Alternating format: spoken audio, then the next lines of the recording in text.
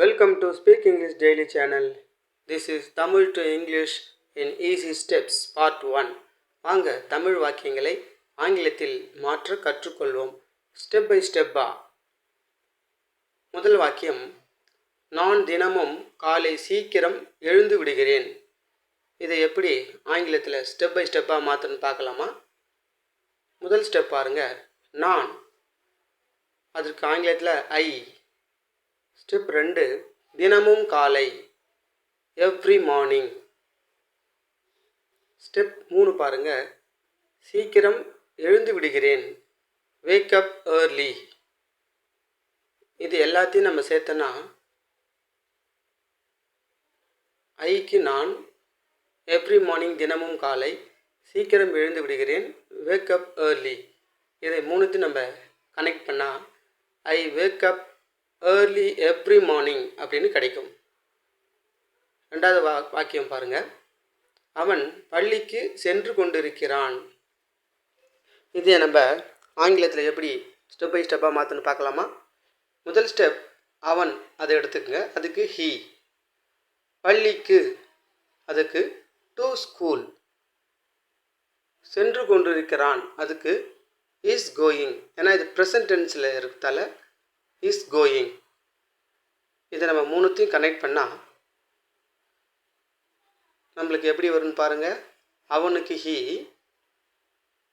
இந்த மூணாவது ஸ்டெப்பை ரெண்டாவதாக போட்டுக்குங்க, is going. He is going, அவன் சென்று கொண்டிருக்கிறான். எங்கே?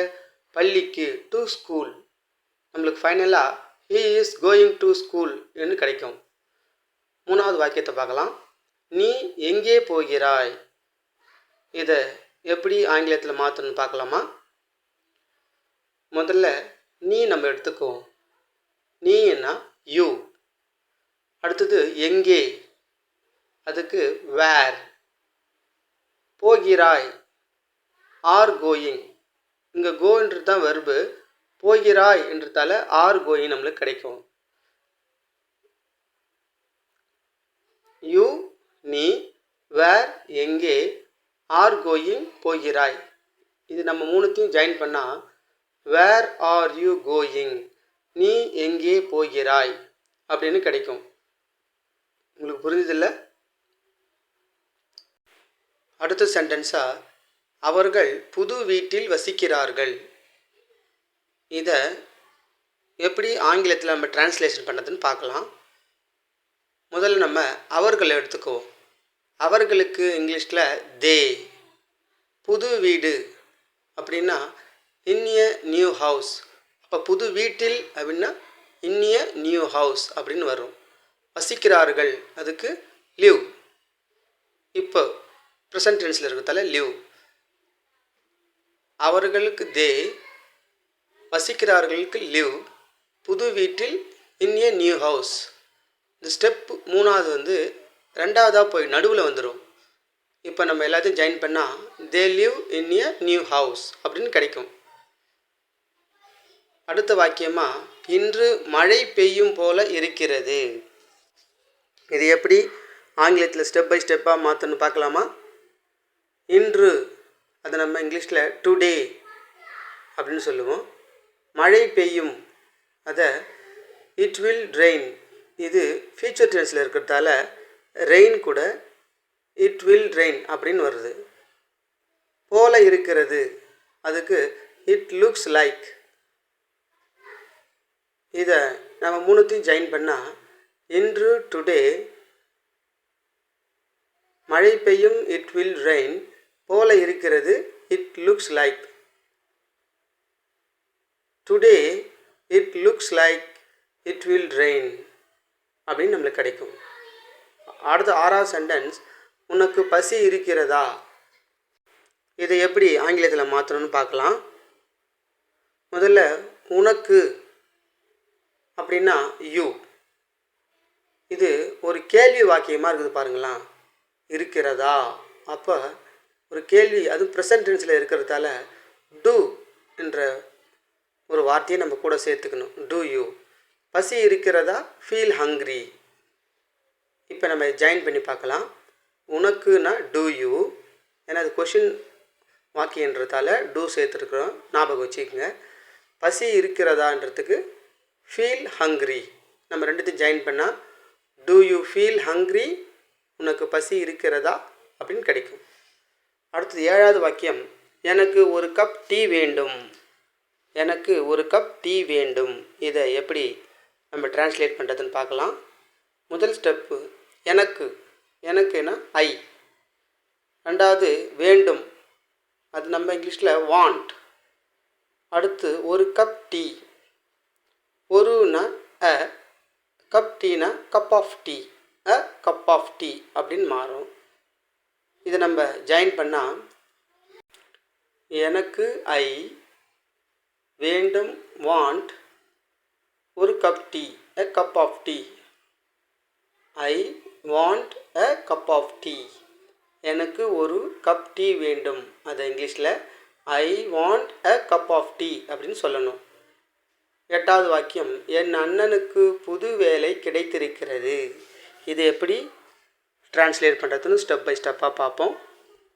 முதல் ஸ்டெப், என் அண்ணன், மை பிரதர். சரிங்களா?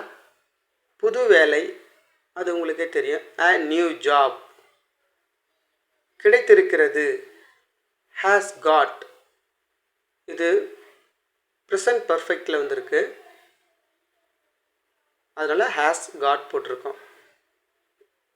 இப்போ நம்ம எல்லாத்தையும் ஜாயின் பண்ணி பார்ப்போம். என் அண்ணன் மை பிரதர், இங்கே கிடைத்திருக்குது கடைசியாக இருக்குது பார்த்தீங்களா, அது நடுவில் வந்துடும். இங்கிலீஷில் அப்படி தான் வரும். My brother has got a new job அப்படின்னு கிடைக்கும். 9வது வாக்கியம், நீ எப்போது வந்தாய். இது எப்படி ஆங்கிலத்தில் மாற்றணும்னு பார்க்கலாம். முதல் ஸ்டெப், நீ என்றால் யூ, எப்போது வென், வந்தாய்ன்றதுக்கு கம். இது பாஸ்ட் டென்ஸில் இருக்கிறதால டிட் கூட சேர்த்துருக்கோம். ஏன் சேர்த்துன்னு தெரியுங்களா? ஏற்கனவே ஒரு சென்டென்ஸ் நம்ம சேர்த்துருப்போம். கொஸ்டினாக வந்தால் ப்ரெசன்ட் டென்ஸ்னால் டூ சேர்க்கணும், பாஸ்ட் டென்ஸை டிட்டு சேர்த்துருக்கேன். சரிங்களா? இப்போ இது மூணுத்தையும் ஜாயின் பண்ணால் யூ வென் டிட் கம். இது நம்ம சரியான வேர்ட்ஸாக ஃப்ரேம் பண்ணால் வென் டிட் யூ கம் அப்படின்னு கிடைக்கும். சரிங்களா? நீ எப்போது வந்தாய், அதை வென் டிட் யூ கம் அப்படின்னு நம்ம சொல்லணும். 10வது வாக்கியம், நான் நேற்று ஒரு புத்தகம் வாங்கினேன். இதை ஆங்கிலத்தில் எப்படி டிரான்ஸ்லேட் பண்ணுறதுன்னு பார்க்கலாம். இதை முதல் ஸ்டெப்பு, நான் என்றால் ஐ, நேற்று எஸ்டர்டே, ஒரு புத்தகம் அ புக், வாங்கினேன். இங்கே பாருங்கள், இந்த வாங்கினேன்றது வந்து ஒரு பாஸ்ட் டென்ஸ். அப்போ இப்போ வாங்குதல்ன்றதுக்கு ப்ரெசன்ட் டென்ஸ் வெர்பு பை, இது பாஸ்ட் டென்ஸாக மாற்றினா பாட். இப்போ இது மூணுத்தையும் ஜாயின் பண்ணி பார்ப்போம். நான் ஐ, நேற்று எஸ்டர்டே, ஒரு புத்தகம் அ புக், வாங்கினேன் பாட். இங்கே வெர்பாக இருக்குது பார்த்தீங்களா, பாட். இது வந்து ரெண்டாவதாக வந்துடும், சப்ஜெக்ட்டுக்கு அப்புறம் வரும். அப்போ நம்ம ஜாயின் பண்ணால் ஐ பாட் அ புக் எஸ்டர்டே அப்படின்னு கிடைக்கும். ஐ பாட் எ புக் எஸ்டர்டே. 11வது வாக்கியம், உன் அம்மா சமையல் நன்றாக செய்வாரா. இந்த வாக்கியத்தை நம்ம எப்படி மாற்றணும்னு பார்க்கலாம். முதல்ல இந்த வாக்கியம் ஒரு கேள்வி வாக்கியம், அதை ஞாபகத்தில் வச்சுருக்குங்க. உன் அம்மா, யுவர் மதர், நன்றாக வெல், சமையல் செய்வாரா. சமைத்தல் என்பதற்கு குக், செய்வாரா இது வந்து ஒரு ரொட்டீனான செயலாக இருக்குது, அதனால் சிம்பிள் ப்ரெசண்ட்டில் வருது, டஸ்ஸஸ் கூட சேர்த்துருக்கணும். உன் அம்மா என்பதற்கு யுவர் மதர், நன்றாக என்பதற்கு வெல், சமையல் செய்வாரா டஸ் குக், சிம்பிள் ப்ரெசன்ட் என்பதால் டஸ் சேர்த்துருக்கோம். இல்லைன்னா அது டூ தான் வரும். ஷீன்றது ஒரு பெண்பால், அதனால் டஸ். மூணுத்தையும் ஜாயின் பண்ணால் டஸ் யுவர் மதர் குக் வெல் அப்படின்னு கிடைக்கும். அடுத்த சென்டென்ஸ், நாங்கள் நாளை சென்னை போகிறோம். நாங்கள் நாளை சென்னை போகிறோம். இது எப்படி டிரான்ஸ்லேட் பண்ணோம்? முதல் ஸ்டெப், நாங்கள் வி, நாளை டுமாரோ, சென்னை போகிறோம், ஆர் கோயிங் டு சென்னை. இது ப்ரெசன்ட் கண்டினியூஸில் இருக்குது, அதனால் ஆர் கோயிங் என்று வெர்பை மாற்றிருக்கிறோம். சரியா? இது நம்ம மூணுத்தையும் ஜாயின் பண்ண போகிறோம். முதல்ல சப்ஜெக்ட் போட்டுருக்குங்க வி, அடுத்தது verb. Are going to Chennai. We are going to Chennai tomorrow அப்படின்னு கிடைக்கும். We are going to Chennai tomorrow. அடுத்த சென்டென்ஸ், இந்த வேலை சுலபமாக இருக்கு. இந்த வேலை சுலபமாக இருக்கு. இதை ஃப்ரேம் பண்ணலாமா?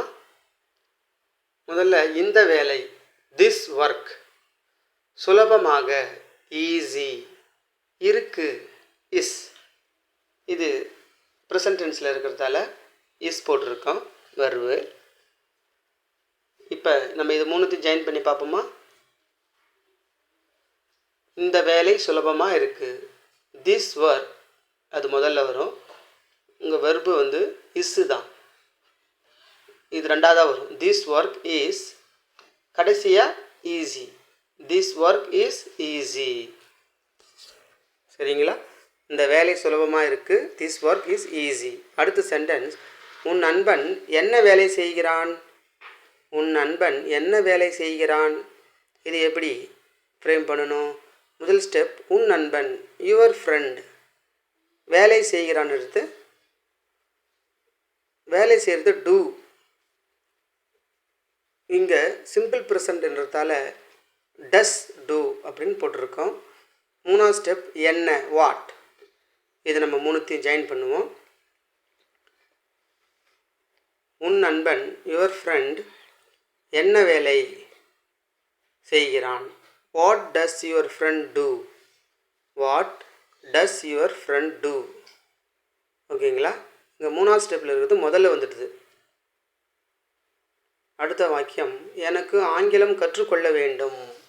எனக்கு ஆங்கிலம் கற்றுக்கொள்ள வேண்டும். இது எப்படி மாற்றுறதுன்னு பார்ப்போம். முதல் ஸ்டெப், எனக்கு ஐ,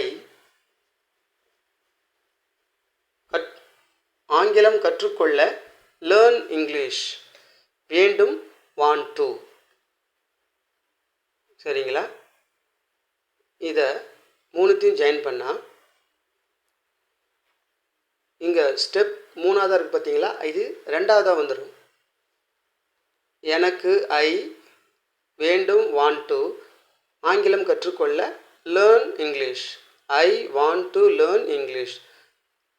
எனக்கு ஆங்கிலம் கற்றுக்கொள்ள வேண்டும் என்பது I want to learn English அப்படின்னு மாறும். 16வது வாக்கியம், நீ சினிமா பார்க்க விரும்புகிறாயா.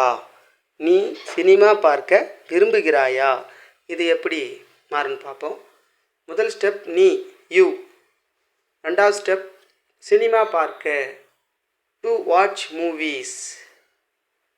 விரும்புகிறாயா. விரும்புவது நம்ம எப்படி சொல்லுவோம், லைக்னு சொல்லுவோம். இங்கே ஏன் நம்ம டூ லைக் போட்டிருக்கோம், ஏன்னாவது ஒரு கொஷின் வாக்கியம், வினா வாக்கியம், அதனால் சிம்பிள் ப்ரெசன்ட்றதால டூ போட்டிருக்கோம். சரிங்களா? இதை மூணுத்தையும் ஜாயின் பண்ணால் do you like to watch movies. விரும்புகிறாயா, அது முதல்ல வந்து பாருங்கள், டூ வந்து முதல்ல வருது, ஏன்னா அது கொஷின், அதனால் டூ முதல்ல. Do you like to watch movies அப்படின்னு வரும். 17வது வாக்கியம், அவன் கார் ஓட்டிக்கொண்டு இருக்கிறான். அவன் கார் ஓட்டிக்கொண்டு இருக்கிறான். இது எப்படி மாறுன்னு பார்க்கலாமா? முதல் ஸ்டெப் அவன், ஹீ, கார் ஓட்டிக்கொண்டு இருக்கிறான். அது எப்படி வரும்?